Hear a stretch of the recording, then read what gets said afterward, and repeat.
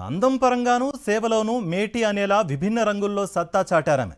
Glamour పరంగా నటన, model రంగాలకే పరిమితం కాకుండా దేశ సేవలో పాలు పంచుకుని సైనికురాలు కావాలని ఆకాంక్షించారు. అత్యంత విరుద్ధమైన రంగాన్ని ఎంచుకుని యువతకు ఆదర్శంగా నిలిచారు.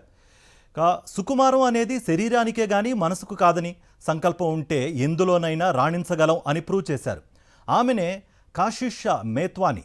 2023లో మిస్ ఇంటర్నేషనల్ టైటిల్ గెలుచుకున్న కాశిష్ అందరిలా గ్లామర్ ప్రపంచంలోకి అడుగు పెట్టకుండా సాయుధ రంగాన్ని ఎంచుకున్నారు.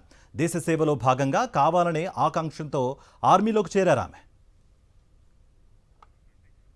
పూణేలో సావిత్రిబాయి పూలే వర్సిటీ నుంచి బయోటెక్నాలజీలో ఇంటిగ్రేటెడ్ మాస్టర్స్ పూర్తి చేశారు కాశిష్.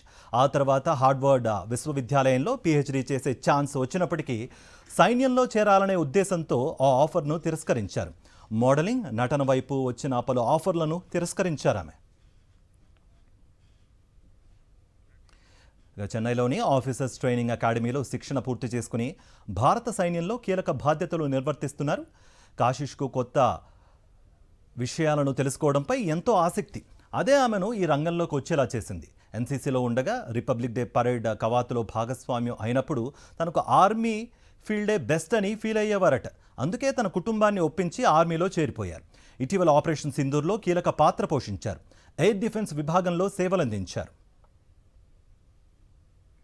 ఆర్మీ ఎయిర్ డిఫెన్స్ శిక్షణలో అత్యున్నత మెరిట్ని అందుకుని ప్రతిష్టాత్మకమైన ఏఐడి మెడల్, సిక్ లీ రెజిమెంట్ మోడల్, షూడ్రిల్, డిసిప్లిన్ బ్యాడ్జ్, కమాండెంట్స్ పెయిన్ వంటి విశిష్ట పురస్కారాలను అందుకున్నారు. ప్రస్తుతం బెటాలియన్ అండర్ ఆఫీసర్గా, అకాడమీ అండర్ ఆఫీసర్గా పనిచేస్తున్నారు కాశిష్ మోత్వాని.